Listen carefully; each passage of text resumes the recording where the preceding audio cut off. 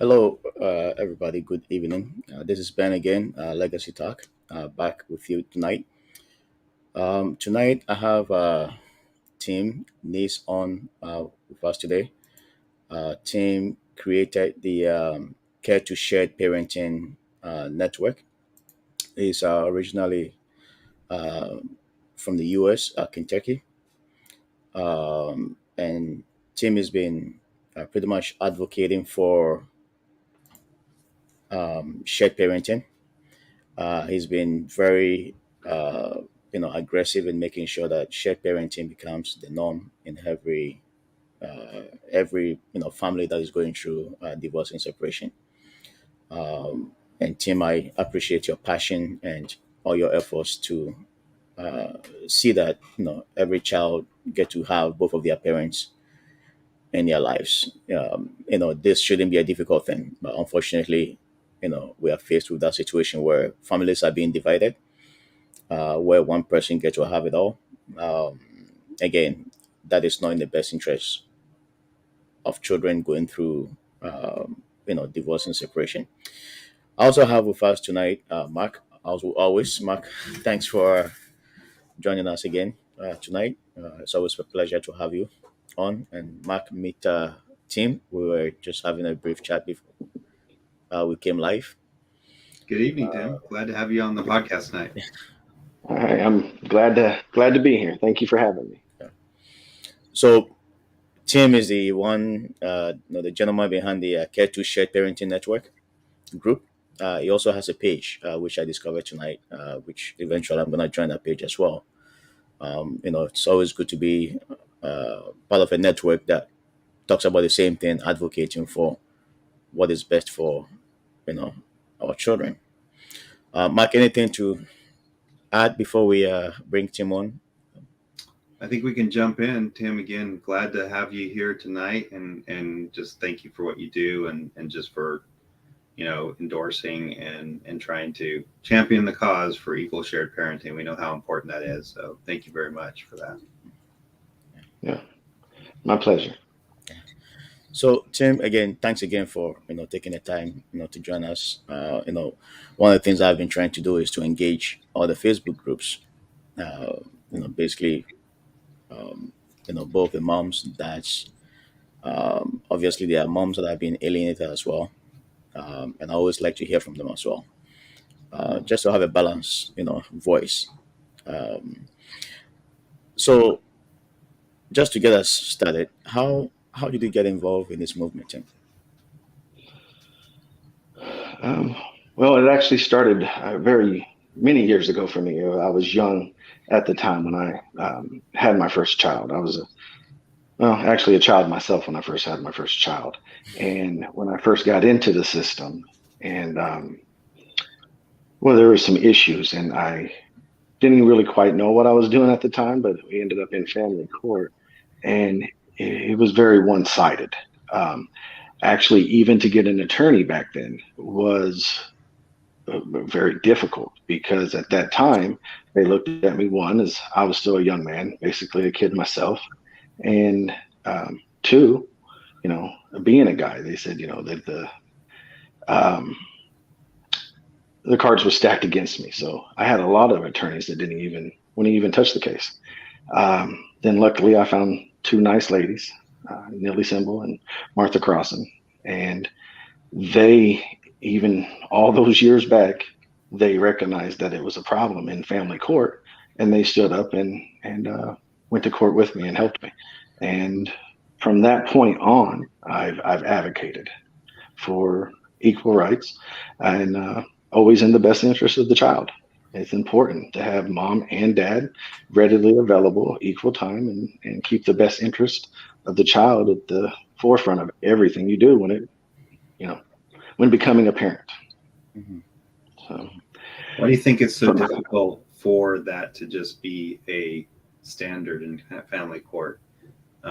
Why should that even, in most cases, even be an issue? It seems like if two parents divorce and they're fit, then they should have equal time with their kids.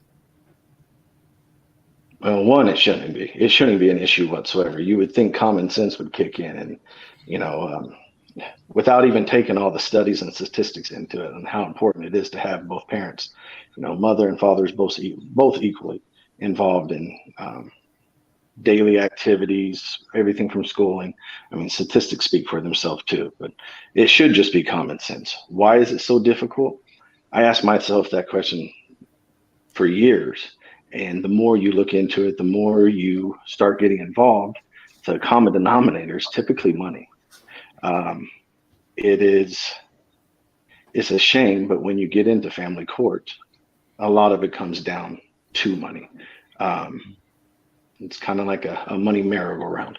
They get everybody involved, and everyone benefits from it, usually financially, except for the parents. And there's usually, it turns it into a winning-lose situation, which is never a good thing because the main focus gets forgot about, which is the child. Um, but at the end of the day, the more you look at it, I think it comes down to money. Is why it's so difficult in the family courts. I would agree. I think that whatever can be done, and again, a lot of the organizations, yourself, others, to try to encourage and help people to diffuse just the situation, right? Because again, as you go into this, you realize that there's the attorneys and the courts and everything, and they don't really do a good job of trying to diffuse it. Yeah. They entertain a lot of stuff that is nonsense. That it just allows excessive litigation without any substantial information. They just allow it. It's part of the process.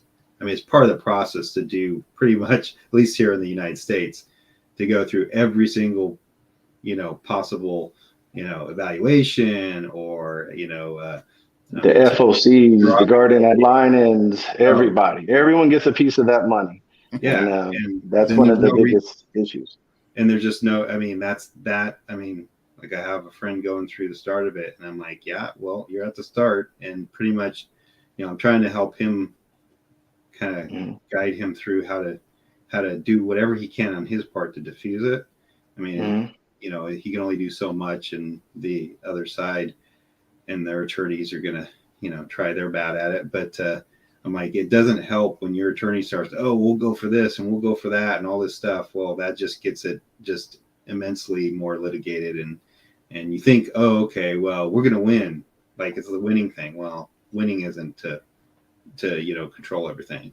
The winning is that the child has both parents in the lives. and that's what I was speaking about when I said they people tend to forget about that when they're in the middle of it, when they put it in a win-lose situation.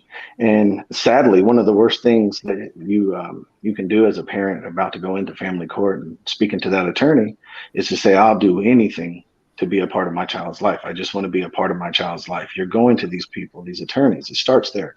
Now, I'm not saying all attorneys. There's some very good attorneys, good morals, and everything. So I'm not. I don't want to paint them all with the same brush. But there's others when you go in there and you say, "I'll do whatever it takes. I just want to see my kids," and you're hurting at that time. People don't understand the pain, the sorrow, the sleepless nights. They don't understand it, and hopefully they never have to understand it. But when you go in there and you're vulnerable at that time, and you're depending on the guidance from these legal services, these attorneys, and you say you do whatever it takes. Well, a lot of people doesn't realize that that ends up meaning thousands and thousands of dollars. They look at that first retainer as 1,500, maybe 2,500, maybe 5,000. That's nothing. That's a drop in the bucket when you start going and trying to actually get equal time. And it's ridiculous. I mean, there's a lot of parents out there that are going broke, men and women. There's a lot of parents going broke. And again, the saddest part, no matter how financially broke, sometimes even mentally broke they become, the children are suffering even more. They're That's right. suffering at that moment, and they're suffering in the future. As parents, one of our main goals should be that kids have an adulthood. They don't gotta spend the whole time trying to recover from their childhood and Mm-hmm. the stuff that is allowed to go on um, in the family court system. By all it takes is that one parent that may be a little vindictive, having more of a high conflicted personality in these family courts. And I'm not saying they even all of them do it intentionally, but they can, by making one bad decision, they can alter the lives of a lot of people, not just the other parent, but the brothers and sisters if they're involved, aunts and uncles, grandma and grandpas, but most importantly, that child at that given time and point in their development, whether they're 2 to 3 or whether they're, preteens, even into their teen years, it can be devastating. It's a life-changing thing that's forever going to be there. Every decision being made is going to be there the rest of their lives. So, Tim, why do you think it's important? It's so important because often at times when it comes to the family court, the focus is shifted off the children and placed on the parents, uh, and the children becomes a secondary issue. It becomes a fight between the both of the parents, and for the child, I believe every child deserves to have both of their parents actively in their lives. Um, why do you think it's so important to have both parents? I mean, looking at it from a shared parenting perspective, why is it so for somebody who doesn't know much about what's going on? Why is it so important to have both parents in the life of every children? Well, that conversation could go on for a long time. There's numerous reasons. Mm, I mean, you could take it from this subject and just kind of look at the way the shape the world's in today. mm, Unfortunately, there's a lot of households without fathers in there. And I'm not saying that there isn't some guys that just stepped out, just like there isn't some mothers that just stepped out. But there's also a lot of good parents that's fighting to stay in their kids' life. And these kids that go without a father or without their other parent, um, they start acting up. We're seeing everything from it could be schoolwork, social interacting, mental issues, suicide. With young teens are at an all-time high, and even younger than that, you're seeing kids in elementary schools now talking about suicide. And a lot of these pains are coming from divorced homes where parents are spending more time in court, mhm. fussing and fighting, and not letting go of their own issues, whatever the divorce was. And we all know that divorces and split ups, even without kids, can become messy. But the bad part is sometimes when an adult cannot get out of their own way, they start Mhm. focusing on fussing and fighting, and it becomes more about that win, that victory, the control, and um, without trying to sound too mean, sometimes just the vindictiveness of one party stepping out and not forgiving, or one party disagreeing, and sadly once one party moves on into a new relationship, you see that happen a lot too. Once one party starts moving in or moving on with another, either girlfriend or boyfriend, may turn into a husband or a wife, they start wanting that family to be intact, and they start pushing the other parent out, which that's still not in that child's best interest. And I think due to just those reasons, plus many, many more, is how we lose focus when you're in that courtroom, um, on what you're there for. And that should be the best interest of that child. But unfortunately, there's so much mudslinging and back and forth. And at the end of the day, it's beneficial to have that in the courtroom. Again, I know I keep going back to the money, but it's the only thing that can, it doesn't make sense, but it does make sense. It's the only thing that you can rationalize it by looking at it as more of a business than a service that is supposed to be providing, which is to help these children and these families stay with some type of co-parenting and doing what's in the best interest of those children.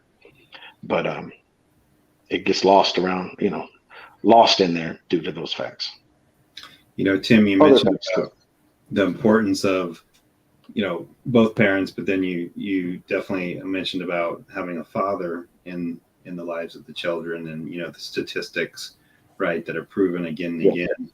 again. If a father's not present, Even, even in a marriage, if they're not very present, as well. But Yeah. definitely in a divorce situation and they're not present, they're not there, they're getting maybe pushed out in the situation, or they chose to leave. But, many times it's a fight for fathers across the United States, and I'm sure in Canada as well, to stay present when they're given less time.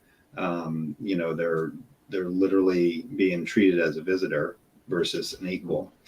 Um, and so, in respect to that, I was talking to somebody that's running for a candidacy here in one of our seats here locally. They had come and presented to us, and we're talking. Their criminal previous role, prior to them running, was a criminal prosecutor. So they were talking about all these issues around these kids and crime and drugs and all that stuff, right? And like we need to help these kids and everything, right? And I can't Mm-hmm. remember if they mentioned about necessarily a father not being there could lend to these statistics. But after the presentation was over, and I asked them, I said, what do you think about equal shared parenting? And the comment was, well, you mean like, when, a couple divorces and then custody. So yeah, equal shared parenting. He goes, oh, well, we have that. Joint managing conservatorship. We have that. I shook my head and I said, no.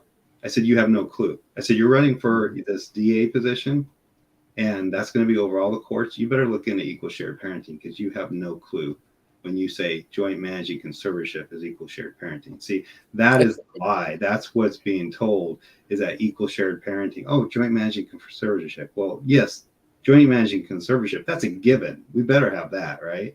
But Yeah. that doesn't mean equal shared parenting. And he had no clue about, all the other things that are involved, like you said, the money and stuff. But yet he Mm-hmm. sat here and he talked about all the issues in today's teens, teen pregnancy, drugs, you know, young men and, their crimes and stuff like that. Yet Mm-hmm. when it really came down to an equal amount, when a couple divorces, having the father there as much as possible, which has proven that the statistics will be better against those things. He's crying out saying, I wish these guys were in my courtroom, but he had no clue about what he or others could do to ensure that. So it just, I just really shook my head and I walked away and I said, well, I hope if you get the position, I hope you'll look into that, Yeah. because he could be an influence, right? Oh, I Oh, thought absolutely. equal shared parenting was joint managing conservatorship. Well, it's not even close, right? Yeah. Mhm.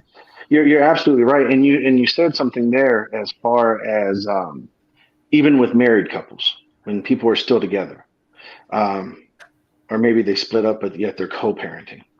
It's almost acceptable when a child is spending some time with dad. That, oh, dad's babysitting. No, dads are not babysitters. Mm, You see it in the school systems. You go to talk to them, and they're like, "Oh, where's mom at?" Well, mom's not even in the picture, maybe. yeah, But then again, dads are playing more roles. Dads are just not there to discipline and bring home money, paychecks, and we're not babysitters. There's yeah, dads that want to be involved now.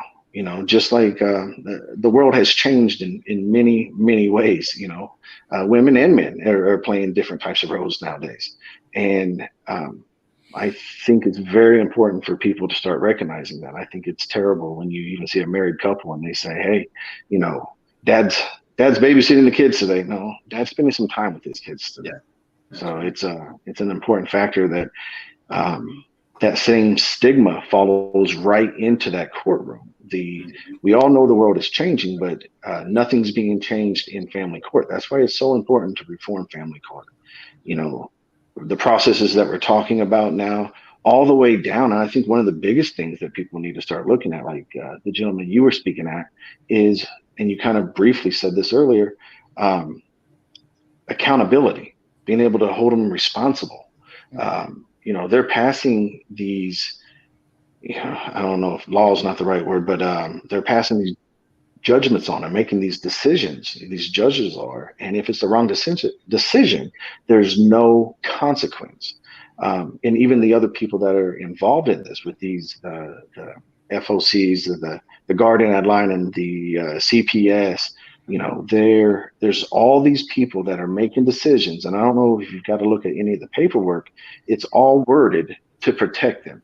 They're not actually getting to the bottom of anything. They're not actually digging in and investigating. And if you question it too much, you'll finally find one that's honest and just say, hey, we're overworked, underpaid. There's just not enough people. Mm. Well, that's a problem too. But I think if they started adding a due process into the family court system, you would see a lot of things change if people have to be held accountable. Accountable. Um, just one example in criminal court, someone could commit a murder. It could be a terrible, terrible crime like murder in front of hundreds of witnesses and have it on video. And they have to be innocent until proven guilty. Yeah. In family court, all it takes is one accusation, no evidence, no nothing. And before you know it, you're not just fighting court to see your kid no more. Now you're fighting court because there's domestic violence is brought inside there. And you may never have a prior in your life, never a speeding ticket, and still have to deal with things like that. And after it's all said and done, you can find out the person maybe lied and there's no consequence for that person, and there's no consequence for the judge that took you away from the kids. There's no consequences for anyone involved, and it's insane that there is no real due process And we saw in with the the family Johnny court Depp system. and the Amber Heard trial, right? That how false those accusations can be, and how Oh, false, absolutely. right? And I think that Yeah. was a good thing for at least then hopefully it continues that society or whatever is just not immediately prone to believe, oh, okay, well, whatever. I mean, Hmm. because there are people that have malicious intent, and they're not going to tell the truth. Yeah. And unfortunately, like you said, that affects a person's life that they never should have had to go through. You mentioned back to this guy that had talked about all these things in criminal court, and I didn't get a chance to ask him, but I would love to if I had a chance again, is to basically ask him and say, so when you ran into a kid, let's say, specifically just talk about, because the statistics say that like the young men are probably going to be ones that are more engaged in crime, possibly if they are. Mhm. But it could hold true for the other things that maybe some of the young girls are involved in. I know young girls are involved in cutting and stuff like that sometimes, right? Yes. Had they ever stopped and go, okay, can we understand the situation with the father, and not immediately, oh, well, the father's not there. That's why. Okay, well, yeah, but why isn't he there? Let's go into Mhm. that more. Let's find out more of that. Like there should be a connection for them to connect back to family court for these kids, potentially, especially if it's a divorce situation, and find out, well, what really happened in that situation. Of course, I mean, I'm asking for something that's probably never going to happen. But Yeah. if they truly care about these kids and getting to the bottom, it's so easy to say, oh, well, the reason why, but if you backtrack, maybe that father fought for years and he ended up dead broke, and he just needed to have his own life. And now his kid is acting up because he's not there. But why in the heck was it that hard to begin with? Why did the courts make it so difficult for a father, and even a father that no parent has it figured out? So even a father that isn't the perfect father, but is a father that wants to be there for his kids, you darn well better let him be there for his kids, and you better let him be there half the time. But that's what they Yeah. don't get, is Yeah. it's, oh, we have joint managing conservatorship, that's equal share. No. So it's a continual battle, it's a continual education, but you hear these things and you just go, look, they're so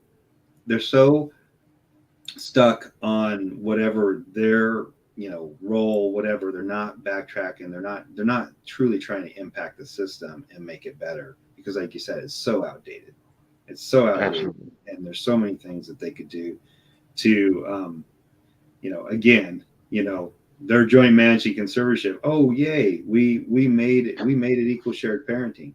Or what they did in Yeah. Texas is they made, okay, now extended standard is the default. Yay! We're really benefiting the kids. Well, you still don't have the equal amount of time. That's what we asked for. We asked for a Mm-hmm. year and a half ago. 200 people were down there, and they wouldn't vote it out of the committee. We asked for equal shared parenting. That's 50-50. That'd be the default. And they're like, oh, good news. We got extended standard. We look at us. Look at how great we are. It's Mm-hmm. just, because it follows the money, right? And the Absolutely. money is, if it's 50-50, there's going to be less money flowing through the system. That's as cut and dry as it is. Yeah. Yep. One of the things that, you know, I still don't seem to understand is we have so many groups, like fathers groups, and we have groups that are literally pushing for, you know, uh, children to have a voice. We have the women's group that also support shared parenting.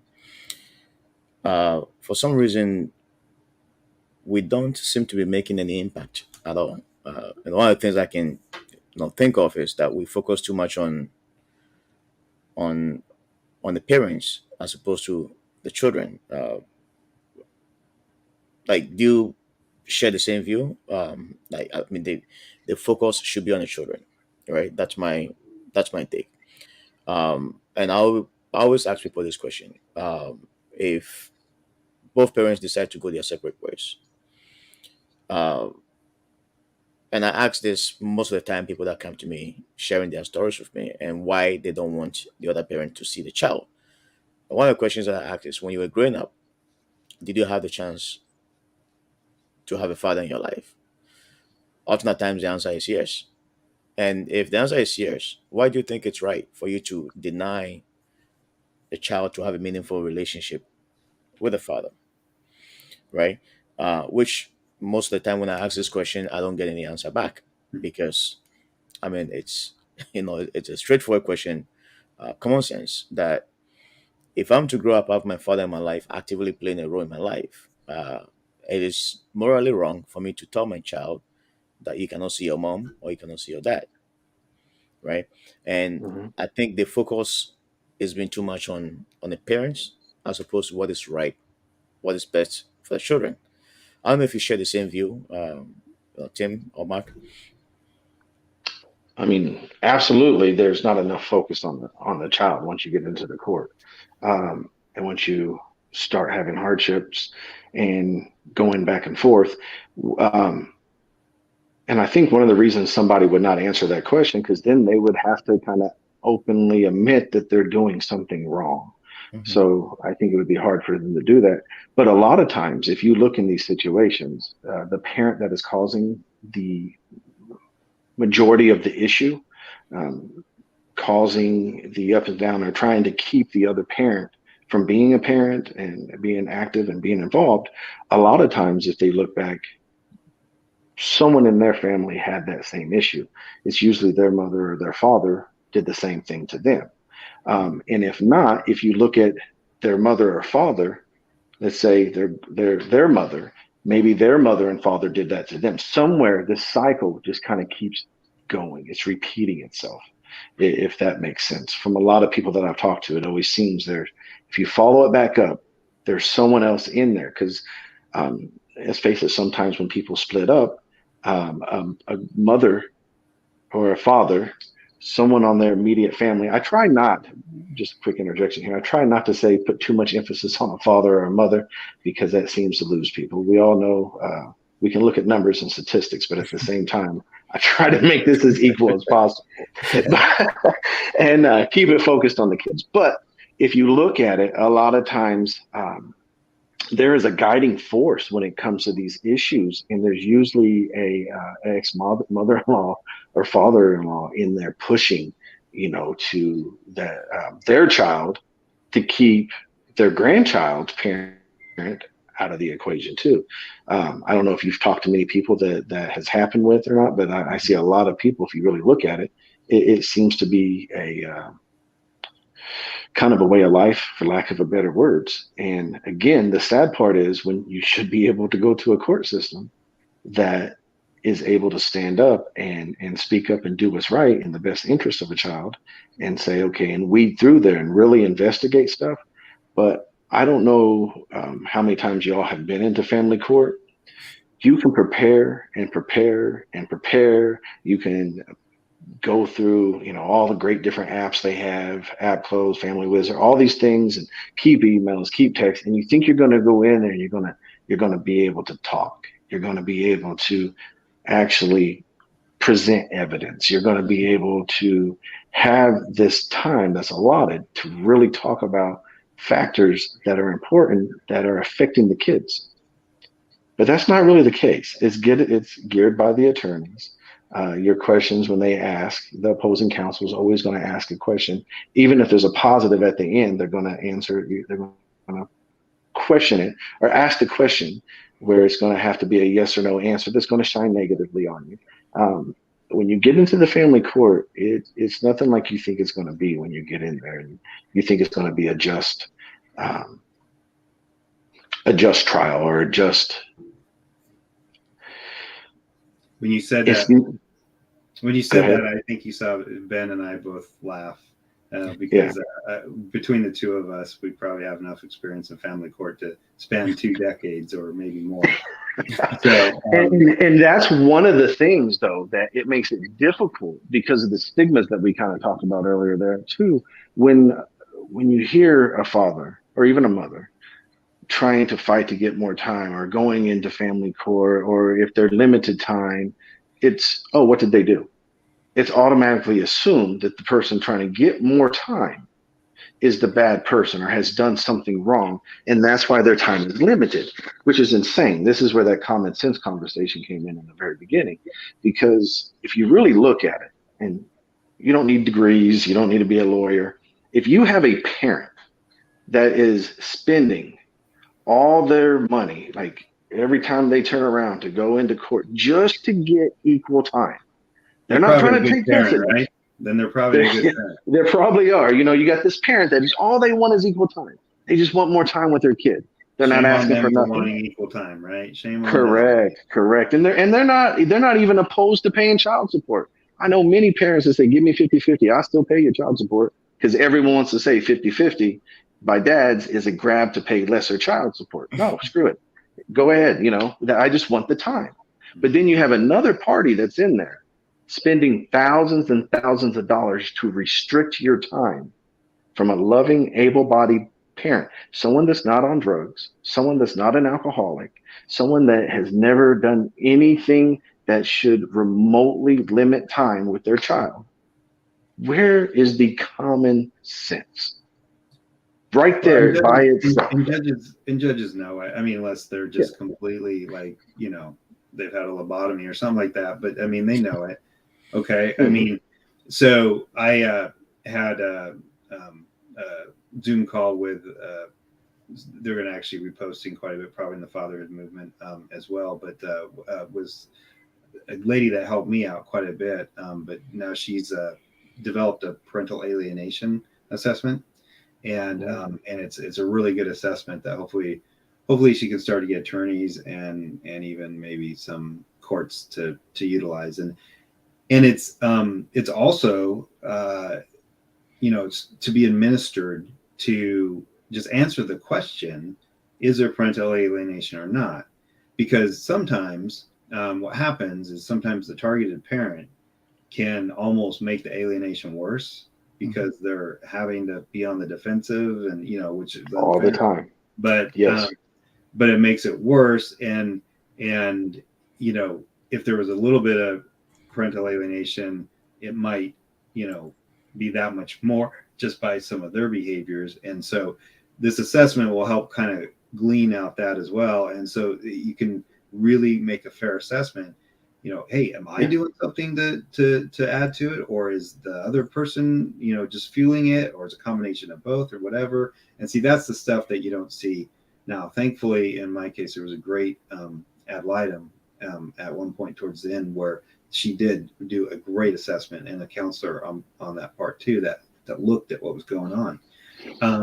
But usually that's not the case, and judges don't don't look at that. So an assessment or something like that would help. And so hopefully it's something that can be utilized. But back simply to what you were saying. Okay, you get divorced, you split up the assets, right? You split up the 401ks, whatever, you figure out who gets this car, who gets that car, boom, you're done there. All right, it's 50-50.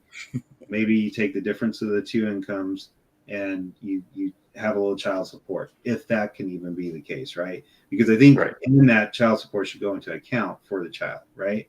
And to be Right. used however. Okay. Then you say 50-50. And as soon as and you guys are going to co-parent. And if that stops at some point and someone has to bring it into court, we'll look at it. We'll see who's not co-parenting. And then we're going to give the person that's co-parenting more time, and we're going to give the person that's not co-parenting less, right? I mean, I think you can do a pretty good assessment. You can see who's co-parenting well or not. And then even if you have to get an expert in to figure that out, fine. Put that little carrot out there. You're going to get them to continue to co-parent. I can guarantee that diffuses the situation. That diffuses it, puts it in the best interest of the child, right? But that's not what these courts care about, because that would be very simple, very straightforward. You'd have very few cases. Those that did, it would be very clear, and you'd say, okay, you know what? You weren't co-parenting well. We're going to give more time to the other side, and we'll come back in 6 months and we'll see how you're doing. And if you're co-parenting better, we'll go back to 50-50, right? It gives incentive for it to stay, at that level and just take care of the child. This isn't rocket science. This could happen everywhere, and it would clearly make a huge difference. You could measure it in probably 5 years or sooner and see the difference and the better for the children. Maybe less even crime in a certain area because of it, less of these other issues that are going on. I mean, it's sad. It's absolutely sad that the courts care little about that, because it's not that difficult to solve. I mean, us three right here could solve it like that, and we'd be the heroes. I mean, it's not that difficult to solve. They just don't want to do it, and they won't do it. And so when I go back to that guy. Oh, we have equal share parenting. I'm like, do you even care? You just said that it's sad for you when these kids come in and they have all this stuff, and yet you don't even and he can look at the statistics. I'm sure you could say, yeah, father's not in their life, that's important. Okay, well, let's go back and track to the source. What's happening in those family courts? Because when in the US here, it's was it like 92% the mom gets, and when the mom gets, that means the mom has more time. So if you take 1 minute away from a father in order to be that good influence, well, then you're not solving the problem that he just said he has in his criminal courts. You're basically allowing it. So it's just sad, because I mean, these people, until it affects their life personally, they don't care. No, not at all. And one of the things you said there that rings true, and I talk to when people reach out to me on the pages I'm with and different groups, is one thing that a lot of people overlooked is when you go into that courtroom, the parent that is actually looking for that child's best interest, that is really just trying to do it right, it's easy to paint them as there's a problem there, because their emotions, like you were saying, their emotions, I mean, they're emotionally drained. They want to see their kid. They're having now financial troubles trying to keep up with all the court stuff, the attorneys, and still work and deal with everything. So when that person is really trying to do what's best for the child, and they keep coming into all these roadblocks and dead ends, they can be a little bit more emotional. And the person that is in there that's willing, or for lack of better words, winning at the time, but they're the ones that are willing to, they're not thinking about the child. They're thinking about that win. They're thinking, what can I do? They're willing to do whatever to win. They're not worried about the right now effects on that kid. They're not worried about morals or, when they become adults. Right now, all they're focused on is being in that courtroom, obtaining what they want to obtain, and moving forward. So they can play nice, calm, and cool and collected, because they're winning in that courtroom. The judge is giving them what they want.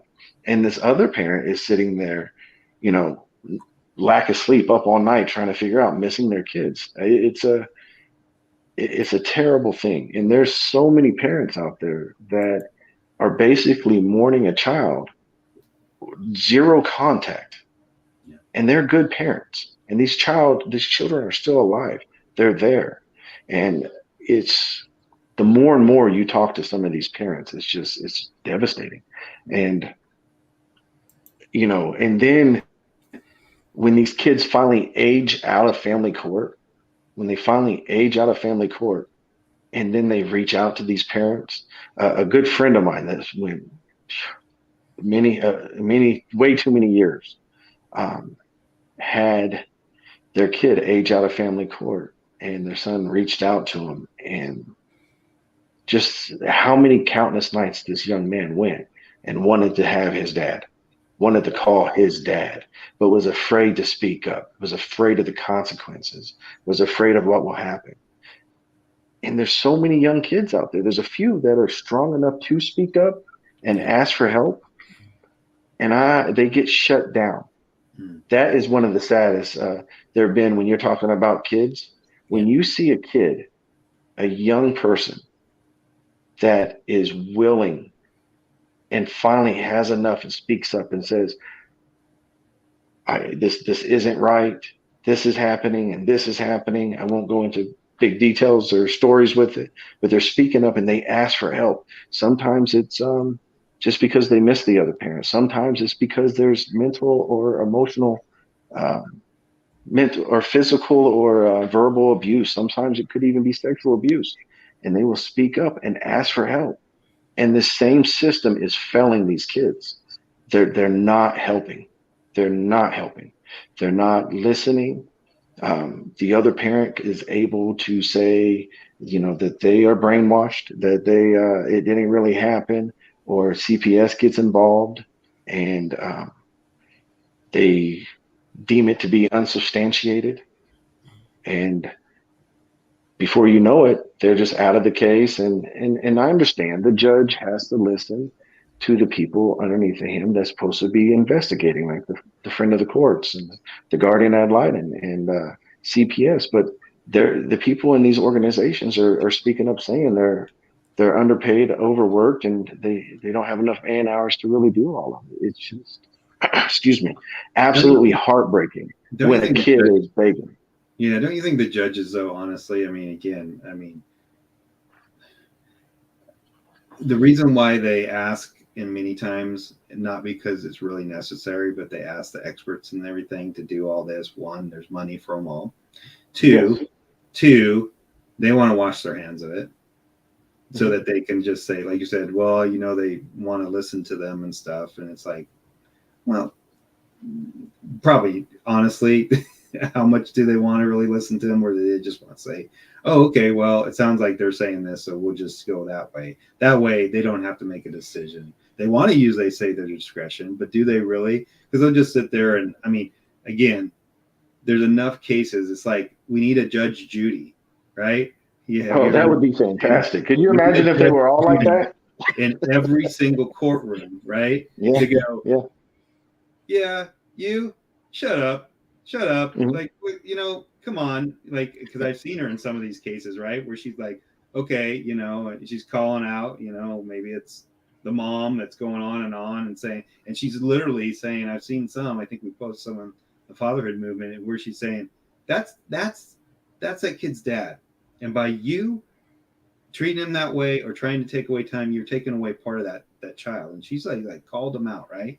And so Yeah. that's the judges that we need, because common sense, they can see this, they've seen it, that they've seen enough that they can go, I know what's going on here. Here it goes again. This is whatever on either side. Whatever. Look, just you guys, you need to work together. You need to co-parent. This is ridiculous, right? Mhm. But again, they can lengthen it out.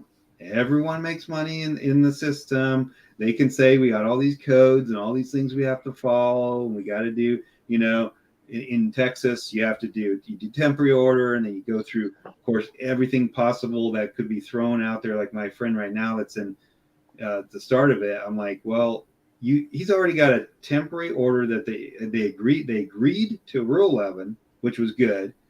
He's got a temporary order on that. He's going back to a hearing because now a month later, his ex, she just agreed to that because she was, on potentially the losing side, so she tried to agree to some. Now she wants to change it a month later. So Yeah. another hearing, and of course I said, well, here they go. They're going to throw everything at it because his attorney's saying, well, you need to go for full custody, and her attorney's going, you need to go for full custody. I go, this doesn't solve anything. You have 50-50. They already have 50-50 on an agreed order that became a temporary order. On agreed Rule 11, they both agreed to, and a temporary order. But yet they still get to go back into court now and have their day in court for her to change it when there's no rationale for modification, right? There's been no Yeah. extenuating circumstances of any sort. She just doesn't like it because now she knows, oh, she can get more money, and she wants more money, and she wants to have custody. And so then his attorney's saying, well, you need to go for custody. I'm like, well, if you ask for that, then the judge is going to say, well, we need to do a custody evaluation. We need to do this, that, whatever. All right, guys, we'll see you, 12 months down the road at final trial. But before you do that, you need to do all your interrogatories, and you need to do, get all the financials, and do all these reports and go through all the evaluations, and then we'll do mediation. And oh, good news is mediation you can actually hopefully agree to. We're going to agree on mediation. Look at how it started. Like, you're not diffusing it right now. How do you think it's going to diffuse then? It's just one party's going to get exhausted, and then it's going to become surrender or whatever. You're better off just going to the final trial and taking your shot. And so, I mean, it's just ridiculous because I'm trying to coach him to diffuse it. I'm telling him to tell his attorney, no, don't ask for full custody.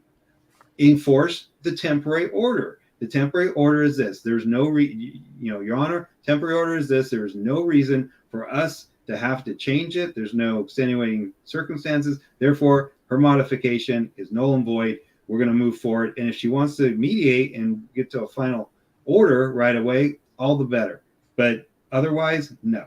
And we don't need to do a custody evaluation. We don't need to do all this because they agreed to, without duress, they agreed to it. So obviously they both think each other's fit enough for it, right? Yeah. So why would there be any necessary for that, right? But I'm just telling him, like, man, he had the perfect scenario to try to diffuse it. He got it to a temporary order. Mediation should be next thing.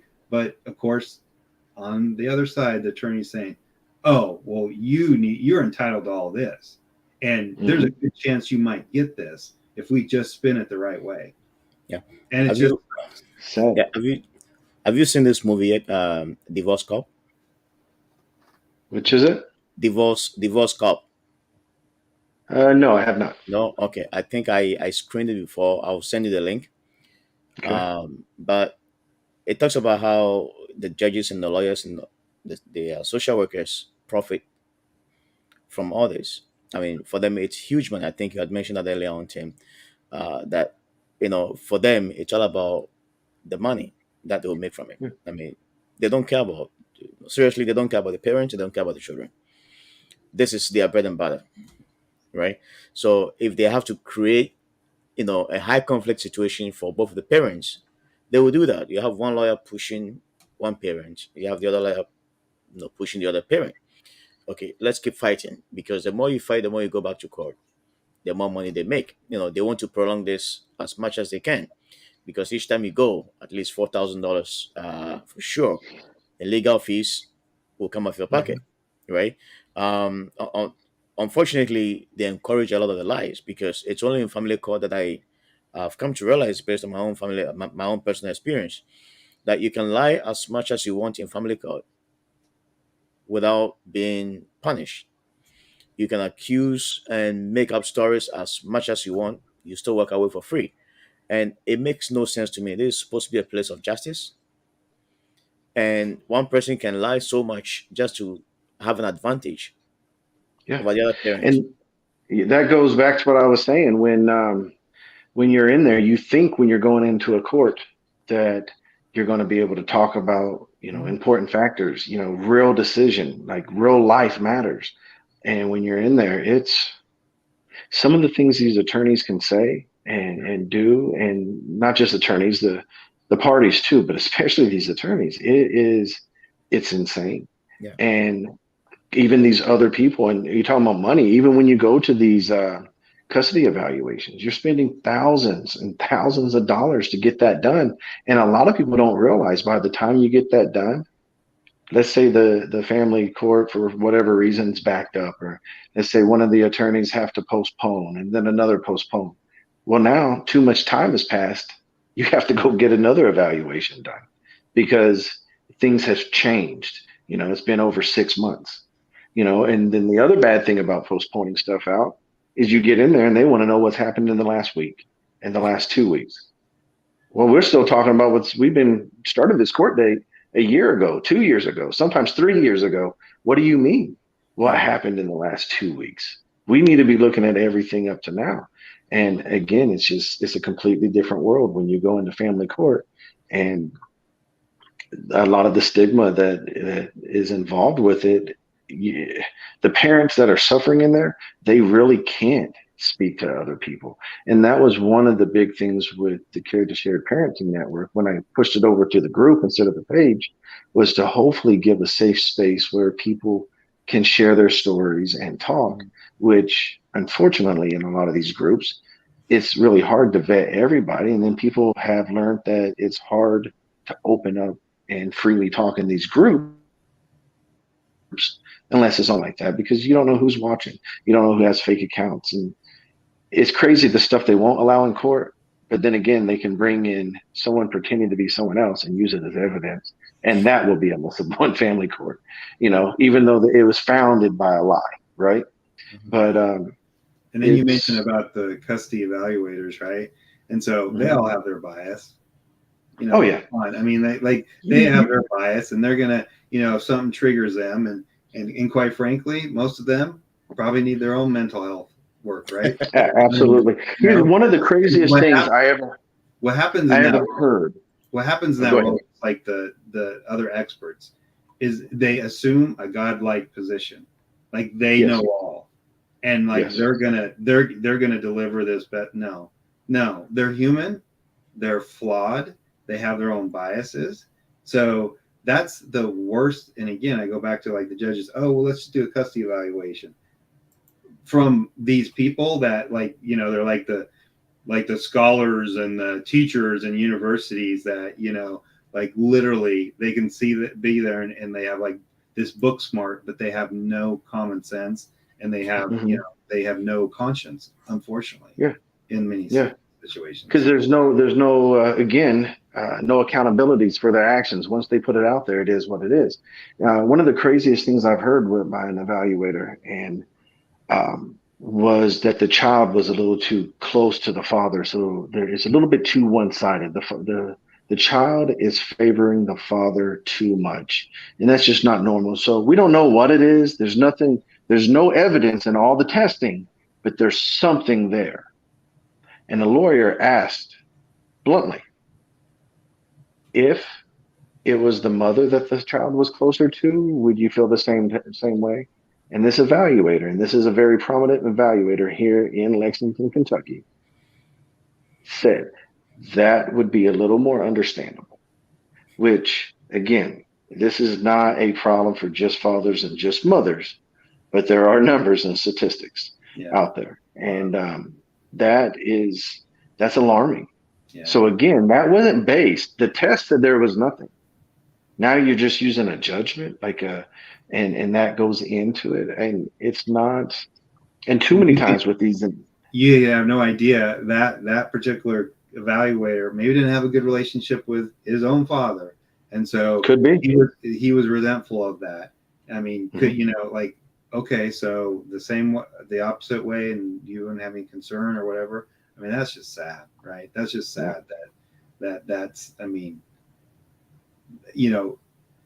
I'm sorry, but both boys and girls should be close to their fathers. There should be that, I mean, I'm not sorry for it. I'm just saying like maybe that's, maybe we should have that situation more, just because a mother nurtures they're and raises, is a more nurturing one, has the child, all that kind of stuff.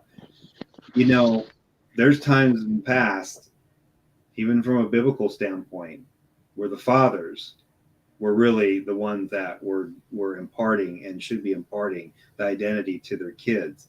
Right. Maybe that's where we've gone wrong in society. I'm not saying Yeah. anything against having both parents, but if you're going to sit there and, I mean, that should be that situation should have been actually, you know, like congratulated. I'm like, this is great. What a great bond that they have. Yeah. That they're this close. Like that's what we want to see. Because you sit here and you hear about absent fathers and stuff, but then you get you get a sample where it's like, oh well, they have a really like there's a really involved father. Oh, must be something wrong with that.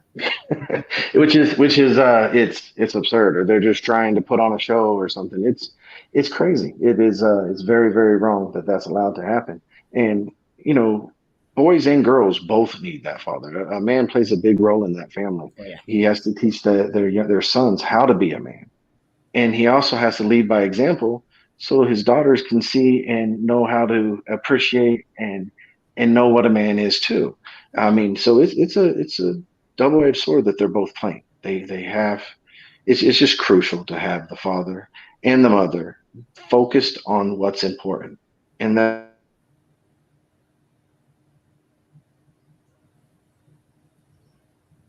that I think Yeah. I think Did you Tim's. freeze there? Yeah. It's thing is There you frozen. you're back. Okay. are we Okay. there? Yeah. Yeah. We're Yeah, here. as parents, when a good parent, we they give up some stuff, and Yeah.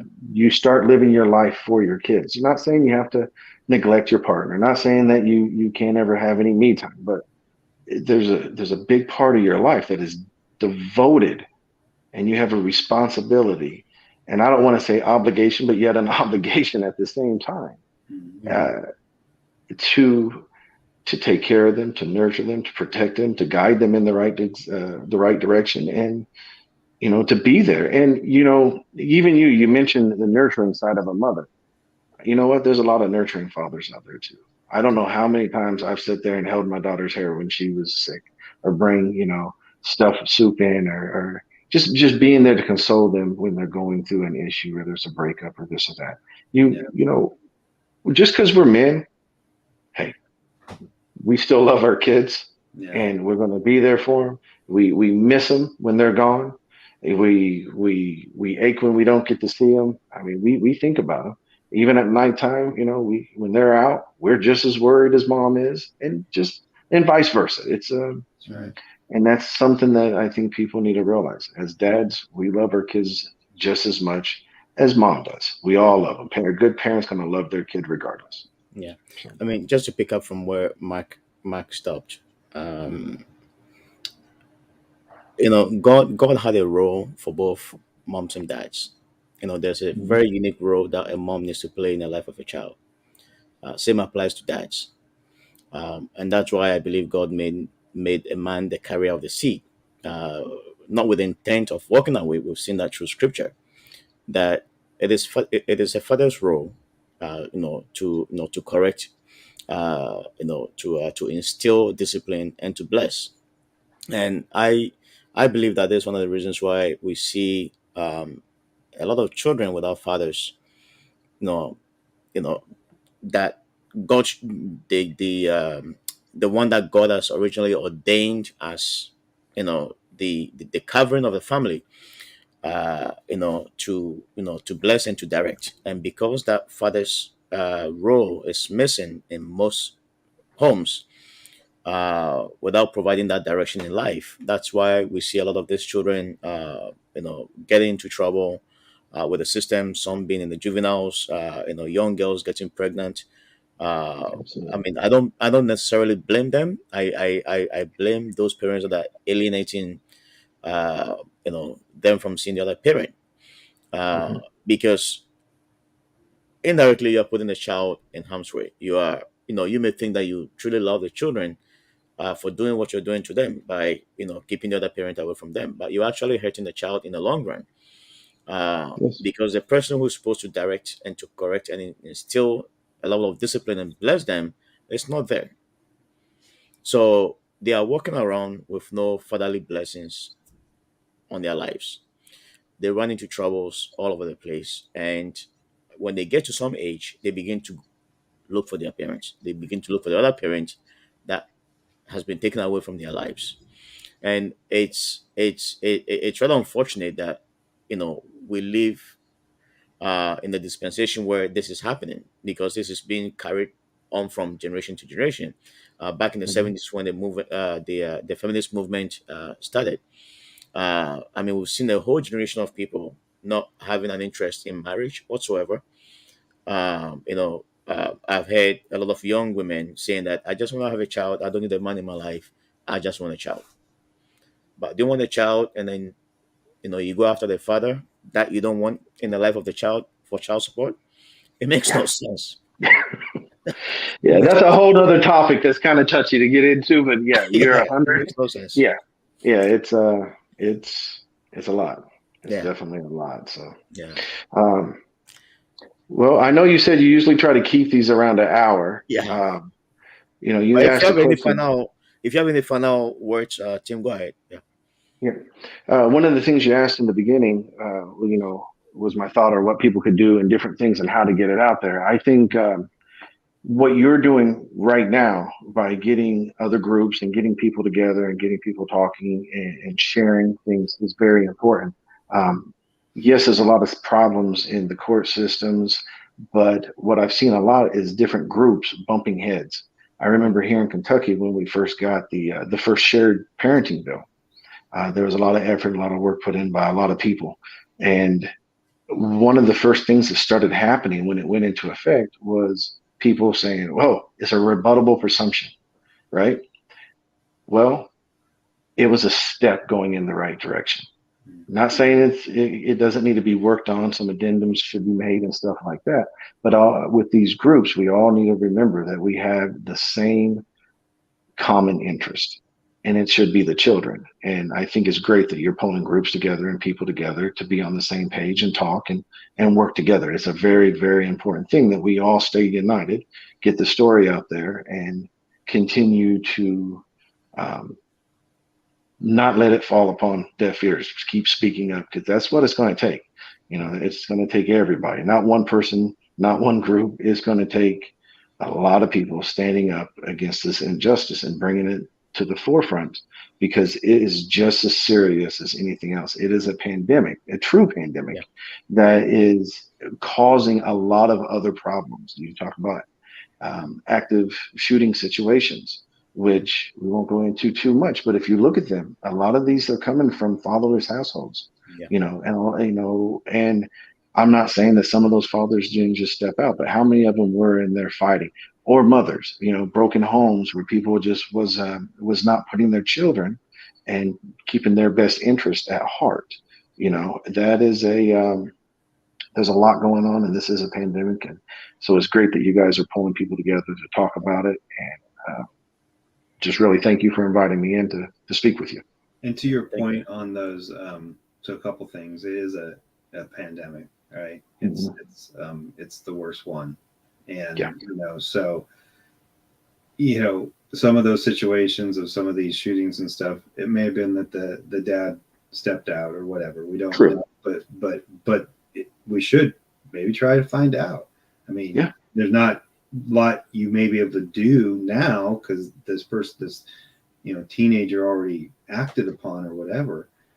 But hmm shouldn't that just be a basically rally cry to go, okay, well, we may not have been able to solve that because the dad wasn't there, but when you have a father that wants to, like you said, is fighting, spending all their money and wants as much time as possible, well, then shouldn't we like do everything to allow that, to enable that, to encourage them, and to make it easy on them, because you don't want them to one, have less time with that man that might have some things that he's going through and need to talk to his dad so that he doesn't do that, yeah, or to to do anything that would then even potentially the man's been fighting. He can't maybe make his child support. Now he's in jail. Now he's completely out. Now he's so far behind the eight ball that, I mean, because it does happen. Oh Good yeah. men that want to be there, and they just say, "I've got to check out because I won't be able to be sane until I, get my life back." Kind of Yeah. that happens all the time. It's so sad, you know. So just that fact that, okay, we realize the cause and effect, and the statistics say that many of those, there's no father. So that Yep. should be, if anything, it should be like, okay, we're going to do, again, it's just so simple, but we know how the money flows. It should be 50-50. And if there's a father that wants to be more engaged, let's give him some extra time. Yeah. Why? Yeah. Do it. What's wrong with that? What's wrong with your Work child? together. Trade time up. Do what you have to Do do. Because whatever. the other common sense thing that a lot of people forget is when people divorce or split up or even have children out of wedlock, there's still but especially the ones that are divorced, there's one parent that is leaving that house. That one parent now has to go out and get a new place, refurnish that place, and these are expenses, right? And then on top of that, let's say there's some vindictiveness on that other parent and they start fighting, they start going to court. So now that person has to get a new place, refurnish that place.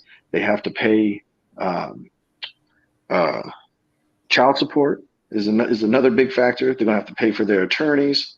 And if you don't pay the child support, you end up going to jail. So what you're saying is 100% true. And no one's taken into accountability that there is a lot of people that when they get out and they leave their relationship, that they are starting a new life, but they're not starting that new life to be away from their kid. They split up, they're moving forward.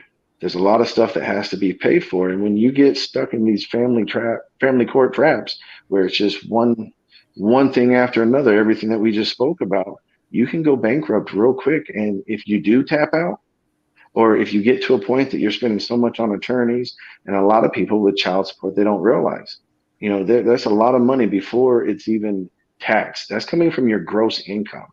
So there's a lot of parents that is forced to take and go get a secondary job just so they can eat, just so they can pay their bills. And now, when they get their time with their child, that every other weekend or whatever that time may be, they have to go to work at that second job so they can pay that child support, still pay their bills, and maybe even the attorney bills and everything else. And now they're looked at like, oh, he's not even or she's not even there with the child, they're at work. Not thinking, well, if they don't go to work, they can't pay their mortgage, their rent, or food, or pay their child support. That would put them in jail, or even do the little extra fun stuff that they would love to do with their kids. There's just a whole lot And that the needs to amount of be worked out. stress and, everything they're under too. And, I mean, it's Mhm. just, again, it's, I want to be clear. I'm saying that towards men and women. Men yeah, and women can go through that. Yeah. absolutely. Absolutely. But again, going back to, if Statistics. we can help to deter these statistics, Hmm. then there should be nationwide, across Canada too, initiatives to say, you know what, we've got to treat this completely different, and we need as much time for the fathers to be in their kids' lives, not as little time. But Yeah. they don't do it. No. But we keep championing the cause. We keep fighting the cause. One day, we've got now a few states that have done it. I think we need to get the statistics of, over the past few years or whatever, of how that's going, and what is the success of it. Because I'm guaranteed that there's success on the other side of it, because now it's an equal amount of time, and both parents are having the equal amount of time, and the kids are flourishing, Yeah. because they get to see mom and dad. Which is a positive thing. And I like how you keep mentioning Canada and stuff, but when we say pandemic, it's all the way around the world. Look at the issues with the True. family court system in Australia and other places like that. Like this is a big thing. It's a problem. It's very true. It's very true. I was mentioning Canada for Ben's behalf. Yes, I know. He told me he was in Canada. Yeah. That's pretty neat. Yeah. You know. Well, I mean, it's time is far spent, but Jim, thank you so much for your time this evening. I'm just trusting that we can have a chance to do this more often, Yeah, I uh, hope so. because we need to raise that awareness. And I'm getting a lot of good feedback from Mark's platform as well. and it's a very good thing that we're all doing. We need to continue to raise that awareness.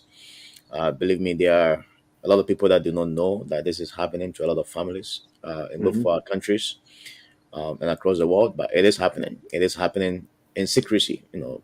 Men often at times we like to keep things quiet and not talk too much. And so we always tend to be on the losing end. But I think it's about time that we need to make our voices heard. And of course, the women as well that are being alienated as well. Most of them have joined us, to raise that awareness. And I think it is so important. Oh, Um, that is a key thing. Women that really understand and believe in that, their voice is of the utmost importance. yeah, Us men are too, but yeah, they can open more doors in yeah, DC and different places like that. So yeah, it's very important to have their backing. yeah, It's crucial that we have their backing. yeah. All right. Thank you so much, and to our audience, thank you for spending this time with us. Again, we are back next Sunday. Bill is on Thursday. He's focusing strictly on parental alienation. Trying to get alienated parents to come in and share their own personal stories. So far, the episodes that we've watched so far has been very, very, very emotional. But we are hoping that we get a lot of these stories out. That's the only way we can reach out, you know, to other places to let them know that this is not right. Uh, you know, Nobody deserves to go through this. And Especially the children. the children, especially, are the ones that are suffering. I mean, they are more of the focus Yeah. than we the adults. And Mark, thanks so much for your time tonight as well. Again, Mark and I are back next Sunday, same time, and have a good night and a blessed week. Tim and Mark, if you can just stay a few minutes, for me to end this show, and then I'll be with you. Yes, sir.